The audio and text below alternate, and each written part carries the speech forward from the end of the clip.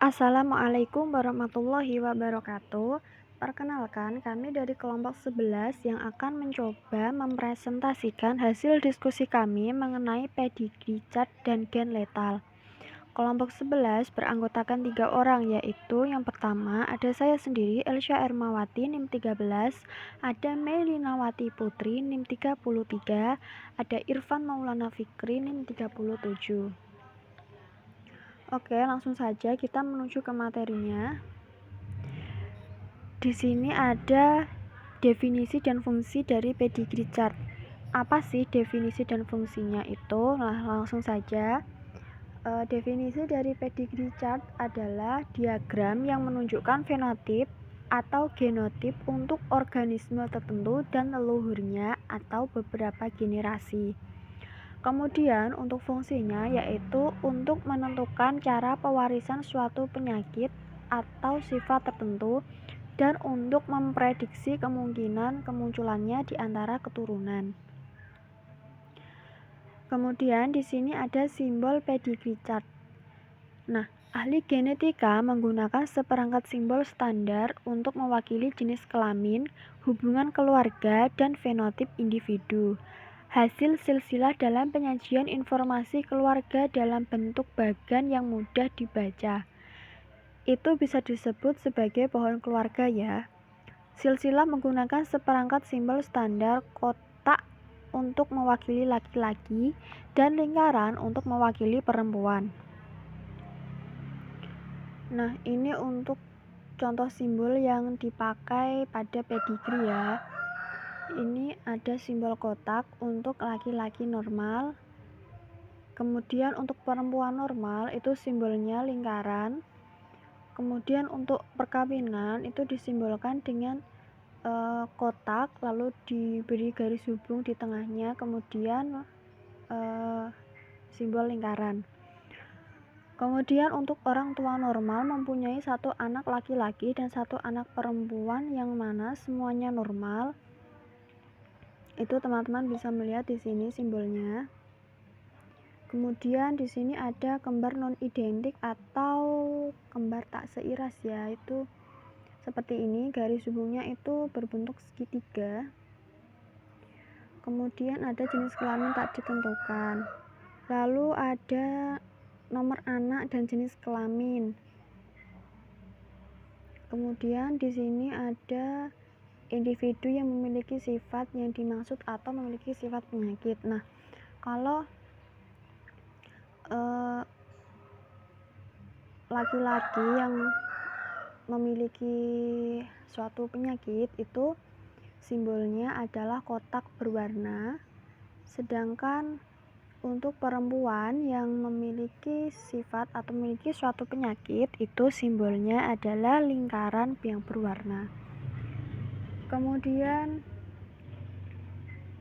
di sini ada heterozigot untuk autosomal resesif, yaitu kalau untuk laki-laki simbolnya kotak tapi yang separuhnya berwarna, yang separuhnya polos. Kemudian untuk yang perempuan itu yang separuhnya berwarna, yang separuhnya juga polos. Kemudian untuk karier terpaut seks resesif itu simbolnya ada lingkaran dan di tengahnya itu ada titik berwarna ya. Kemudian untuk mati itu simbolnya kotak dan diberi garis tengah seperti ini. Kemudian untuk aborsi atau mati sebelum lahir dan jenis kelamin belum jelas itu simbolnya garis, kemudian ada lingkaran kecilnya kayak tanda seru gitu ya. Kemudian untuk sifat dimaksud atau penyakit itu anak panah menunjukkan individu yang dimaksud.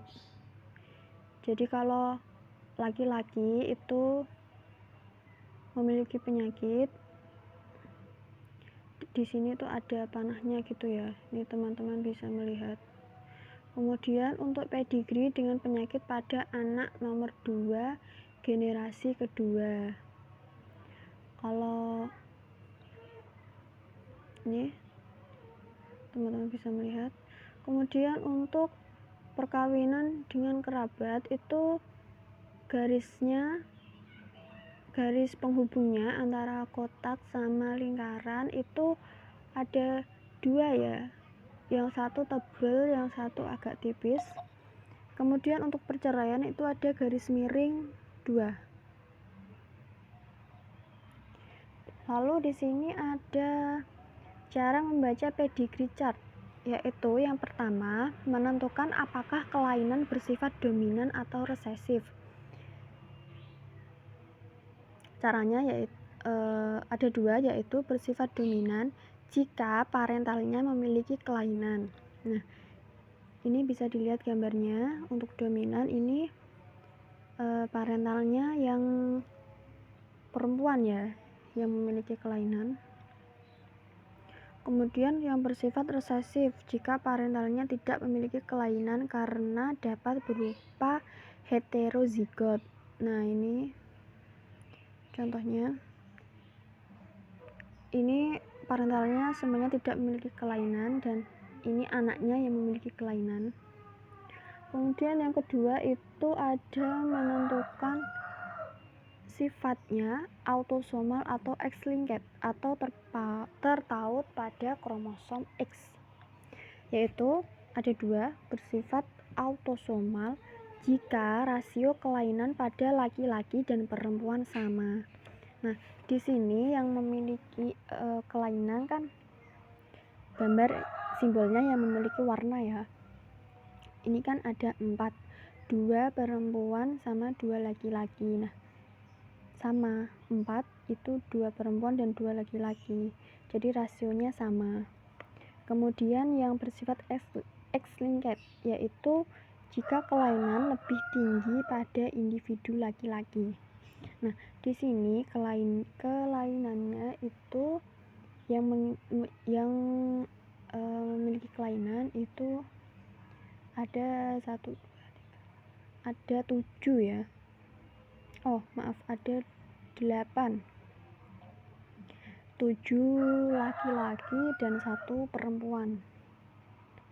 Dan yang memiliki kelainan itu laki-laki yang paling banyak yaitu 7 dan yang perempuan hanya 1. Nah, sekian dari saya. Apabila ada kekurangan dan kesalahan saya mohon maaf. Untuk materi yang selanjutnya akan disampaikan oleh Mbak Melinawati. Assalamualaikum warahmatullahi wabarakatuh. Perkenalkan, nama saya Melinawati Putri, NIM 33. Di sini saya akan melanjutkan penjelasan dari Mbak Elsa mengenai materi pedigree chart dan gen letal. Di sini ada contoh pedigree chart. Nah, perhatikan peta silsilah pada golongan darah berikut. Yang ditanyakan adalah individu X memiliki golongan darah. Nah, golongan darah yang digunakan dalam persilangan untuk 4 macam golongan darah adalah berikut. Golongan darah A adalah IA, IA, dan IA, IO. Untuk golongan darah B adalah IB, IB, dan IB, IO. Golongan darah AB adalah IA, IB. Golongan darah O adalah IO, IO. Untuk menentukan golongan darah pada posisi X, perlu dianalisis dari golongan darah yang pasti terlebih dahulu. Pada keturunan dengan golongan darah O, pasti itu memiliki golongan darah dengan jenis IO-IO, dan pada keturunan dengan golongan darah AB, pasti memiliki golongan darah jenis IA-IB. Orang tua dengan golongan darah A dan 1 belum diketahui, namun diketahui bahwa keturunannya memiliki golongan darah O dan AB, pasti memiliki jenis golongan darah IA-IO dan IB-IO. Hasil persilangan 2 jenis golongan darah tersebut akan memungkinkan keturunan dengan hasil golongan darah A, B, AB, dan O. Dari informasi yang diberikan pada soal tersebut, A disilangkan dengan X menghasilkan keturunan 4 orang anak dengan golongan darah yang berbeda-beda, yakni A, B, AB, dan O. Kondisi tersebut hanya akan terjadi apabila kedua orang tua dengan ibu golongan darah A heterozigot dan dengan bapak B heterozigot. Jadi, individu X memiliki golongan darah B heterozigot. Selanjutnya adalah gen letal. Gen letal merupakan gen yang dalam keadaan homozigotik dapat menyebabkan kematian individu yang dimilikinya. Ada gen letal yang bersifat dominan dan ada pula yang resesif. Kematian ini dapat terjadi pada masa embrio atau beberapa saat setelah kelahiran. Akan tetapi, ada kalanya terdapat sifat subletal yang menyebabkan kematian pada waktu individu yang bersangkutan menjelang dewasa. Untuk gen letal dibedakan menjadi dua, yaitu gen letal dominan dan gen letal resesif. Gen letal dominan adalah gen yang menyebabkan kematian apabila dalam keadaan homozigot dominan atau disebut letal. Kemudian dalam keadaan heterozigot umumnya bersifat redup atau kelainan. Contoh gen letal dominan adalah pada ayam ceripir dan pada manusia disebut brakifalangi. Nah, mungkin itu saja yang bisa saya jelaskan, kurang lebihnya mohon maaf. Untuk selanjutnya akan dijelaskan oleh Mas Irfan. Untuk Mas Irfan saya persilahkan. Wassalamualaikum warahmatullahi wabarakatuh.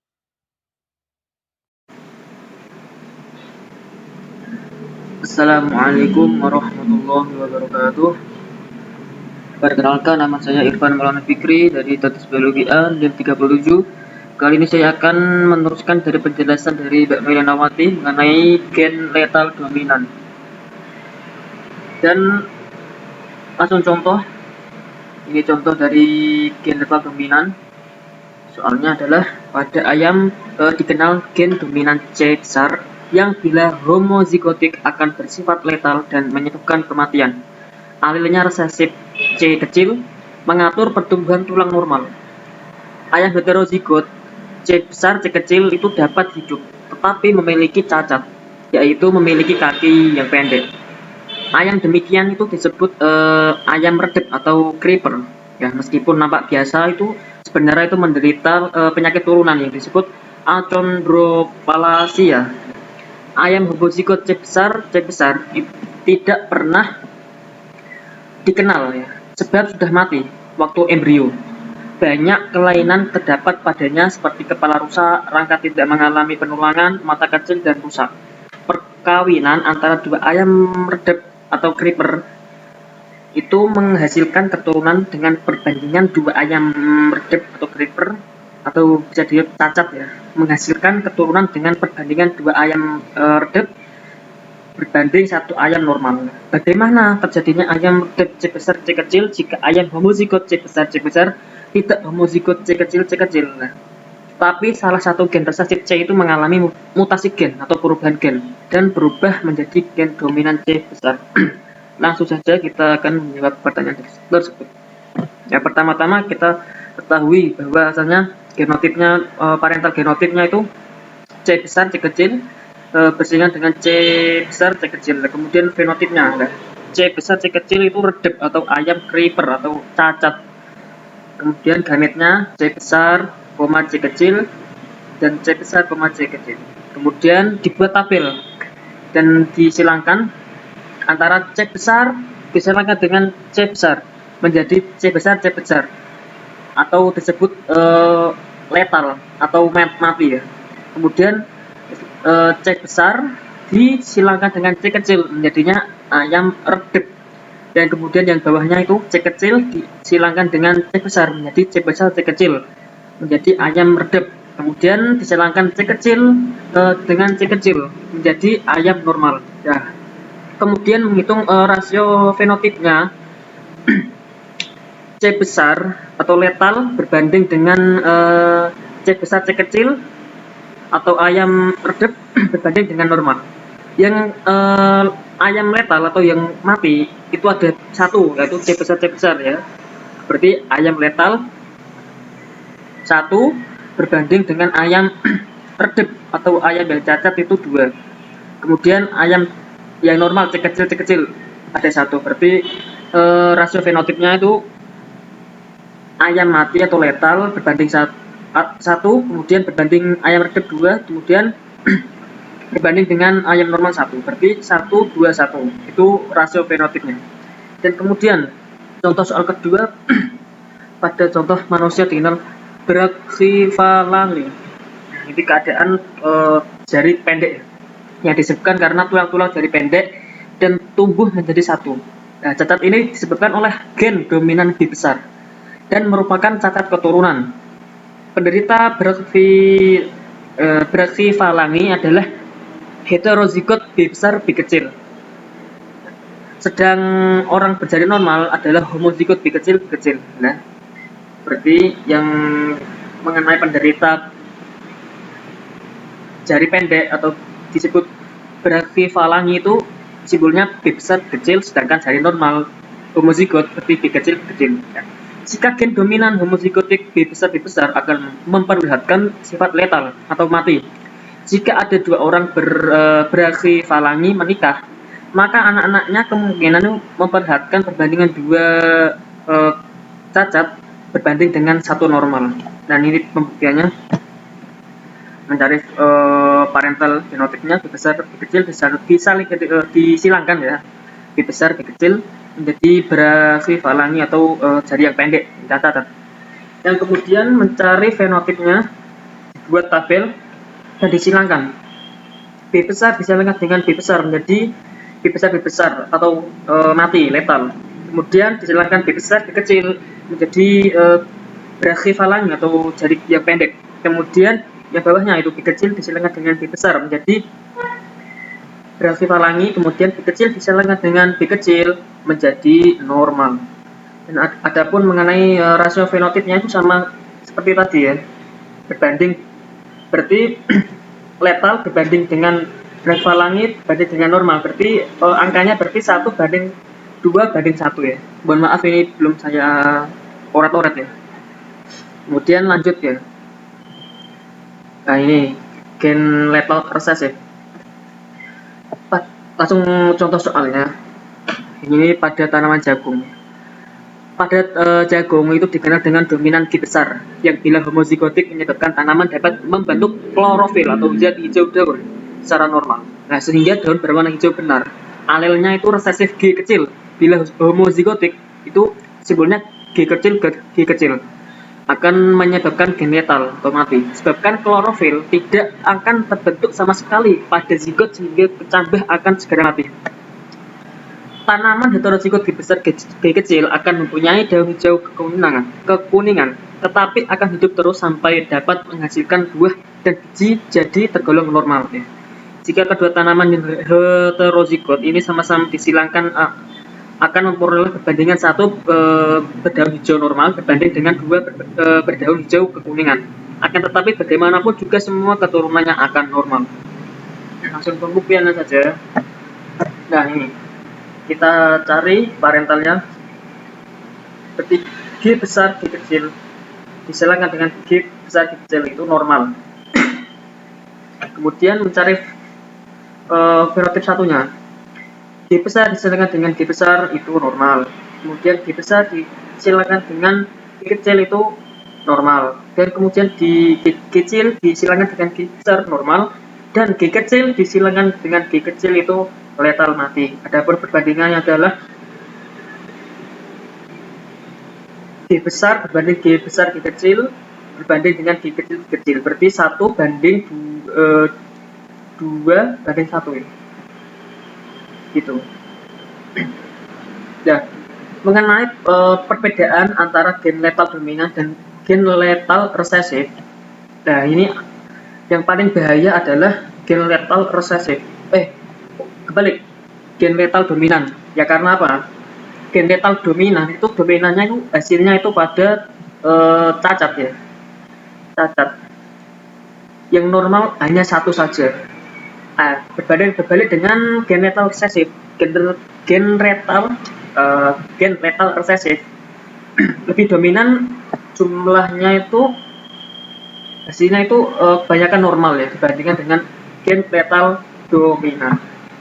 Oleh karena itu ya lebih amannya gen letal resesif.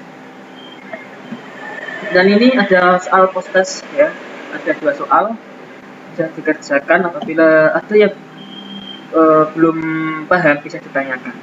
Dari saya cukup sekian. Akhirul kalam. Wassalamualaikum warahmatullahi wabarakatuh.